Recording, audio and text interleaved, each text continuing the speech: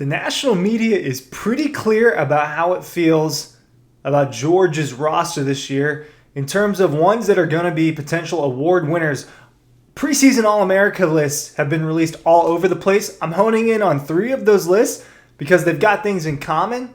A few things in common, actually. I looked at ESPN's preseason All-American list, CBS's list, and the AP's, which most recently came out this morning, I believe.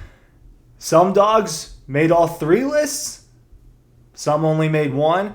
But there's really only 5 names for Georgia that you're seeing on these preseason All-America lists. Is that too little? Right? But it kind of goes to show people aren't super high on this Georgia team compared to the last few years, partially because they don't think that there is superstar talent at the top end. They think there's a lot of very good, but maybe not necessarily a lot of great at the top. We'll find out about that a lot. There's a lot of hype about Texas, a lot of hype about, Ohio State's roster. Clemson's definitely got some All-American caliber players. Penn State, LSU. But we're focusing on Georgia for this. I will get into some of the players that are picked over some of the other Georgia players that I think deserve spots on some of these lists. I won't waste much more time. Ryan Curley from Dawg Post talking about All-Americans newsletter, right? It's down here. QR code.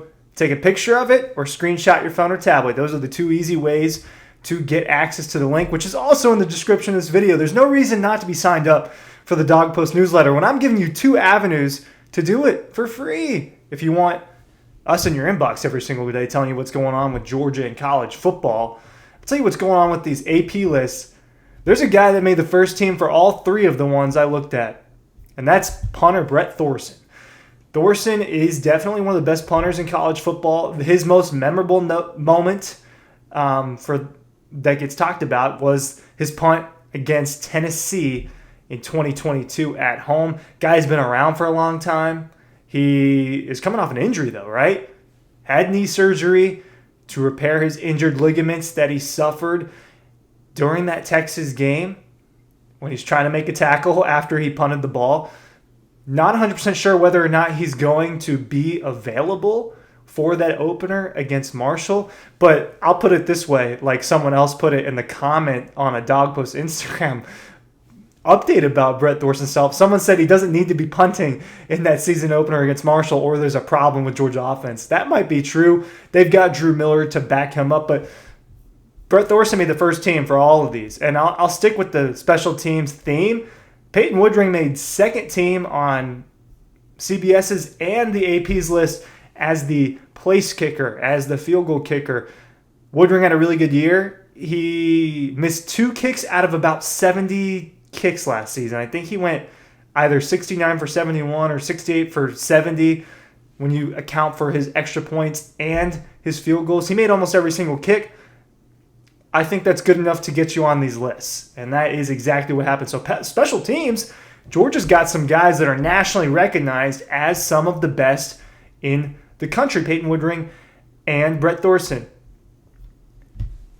None of these lists featured a Georgia player on the offensive side of the football. And you start looking at these lists and you think, that's probably fair, right? So like I'm looking at the AP's list.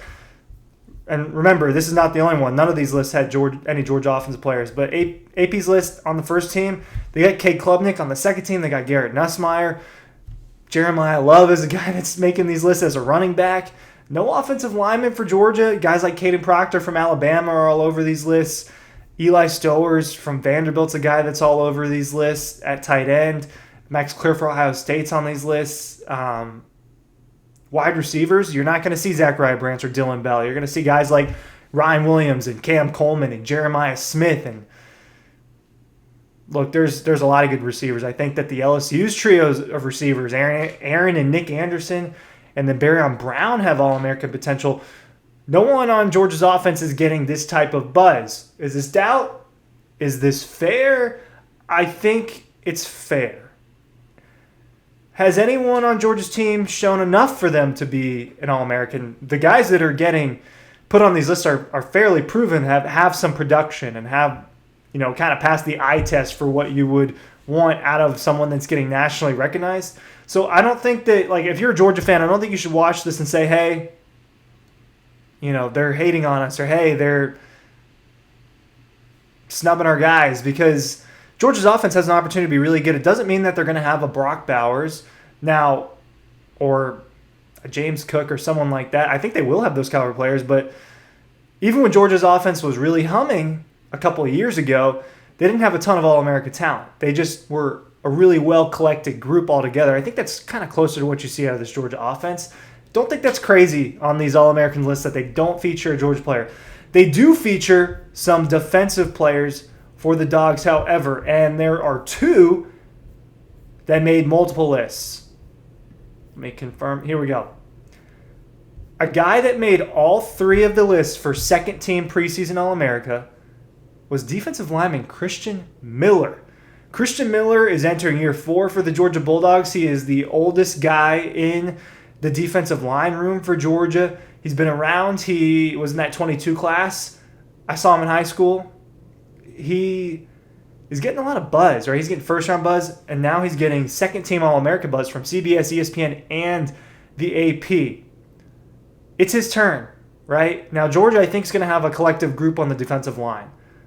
You're going to see Jordan Hall play. I think it's inevitable that you see 5-star true freshman Elijah Griffin play. I just think he's too talented to keep off the field. You're going to see Nnamdi Agboko and Xavier McLeod, guys like that, rotate into this defensive line. But Christian Miller is viewed as the feature guy in the middle. Maybe, is he Jalen Carter? No, but he's going to be playing that Jalen Carter role that Jalen Carter played during the 2022 season. I think that's what you see out of Christian Miller, and I think he's primed for a pretty good year. I think Jordan Hall, if you're for Georgia's sake, you want Jordan Hall to be productive as well. You don't want to just be relying on one guy in the middle. You want it to be a committee with a star.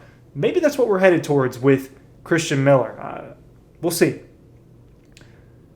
The other one that made the list multiple times was safety KJ Balden. He made all 3 lists as a second-team safety. So KJ Balden and Christian Miller, the 2 that there was consistency with, and there is a consensus with, hey, these are some of the best, one of the best guys at their position in the entire nation.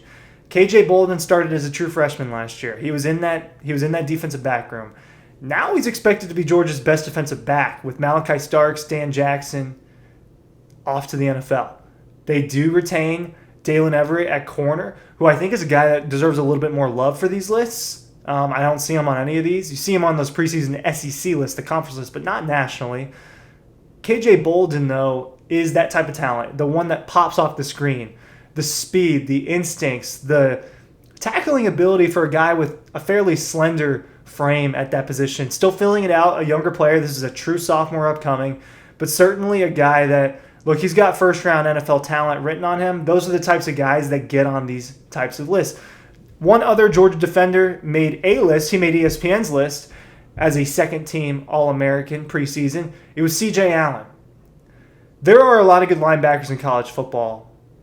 LSU's got a few of them. Texas has got a few of them. I think Alabama's got a couple of them. Clemson's got some for sure. C.J. Allen is going to be the leader of a very talented linebacker room for Georgia. He's going to be on those Butkus Award watch. He is on the Butkus Award watch list. He's probably going to be a finalist if he puts together a really productive season. I understand why he's not on some of these lists. There are a handful of really good linebackers in college football, and you can only have so many when you're doing 2 or 3 per these lists. But C.J. Allen's definitely got to watch out for. The leader of arguably the most talented room, maybe not the best, but the most talented in terms of just raw potential and athletic ability. So C.J. Allen, Christian Miller, and KJ Balden, the only players from scrimmage getting any love on All-American lists. Dalen Everett. And then if one of Georgia's receivers or backs really pops off this year, I doubt that they get that type of production, but I understand why there's no offensive player. Typically, you'd see more defense or maybe a couple of offensive linemen like you saw last year. Dylan Fairchild and Tate Rowledge were postseason All-Americans, right? They actually made the real list.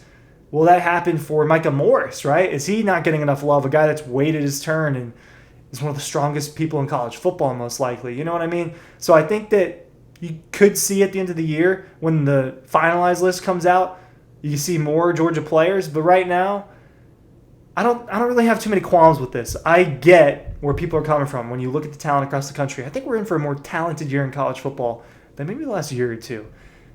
Newsletter, links, all of that. Go to talkboast.com. Appreciate you watching.